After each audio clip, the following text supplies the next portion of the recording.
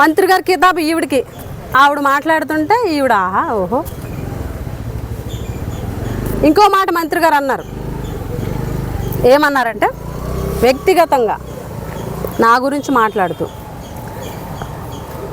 గతంలో మాజీ deputy CM ఉన్నారు, ఆవిడ నాకన్నా తెలివైంది కాదు అని నాకన్నా తెలివైంది కాదు, నిజమే తెలివైంది కాదు, కానీ ఆవిడకిలా టిక్ టాక్ చేయడం రాదు అని అన్నారు. వ్యక్తిగత విమర్శే కదా. నేను కూడా చెప్తున్నా, సభ్యత సంస్కారం నాకు చాలా ఎక్కువ.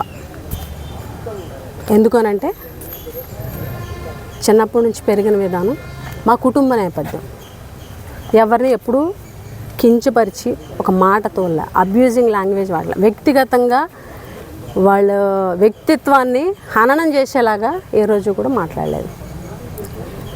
ఒకవేళ సభ్యత సంస్కారం కనుక మరిచిపోతే పక్కన పెడితే వ్యక్తిగతంగా మాట్లాడాల్సి వస్తే మంత్రి గారు, ఎమ్మెల్యే గారు చాలా మాట్లాడొచ్చండి,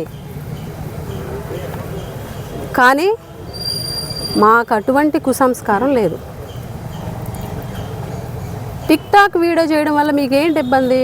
అవును చేశాను, మా అభిమాన నాయకుడు, ఆయన మీద అభిమానం చాటుకుంటూ, ఆయన గొప్పతనాన్ని చాటుకుంటూ చేశాను, ఇందులో తప్పేముంది?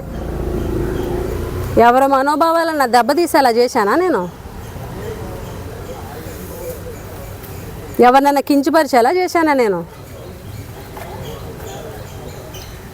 ఆవిడంతా నిజమే, ఆవిడంతా తెలివైంది కాదు. మీరు పోల్చాల్సింది దీంతో కాదండి.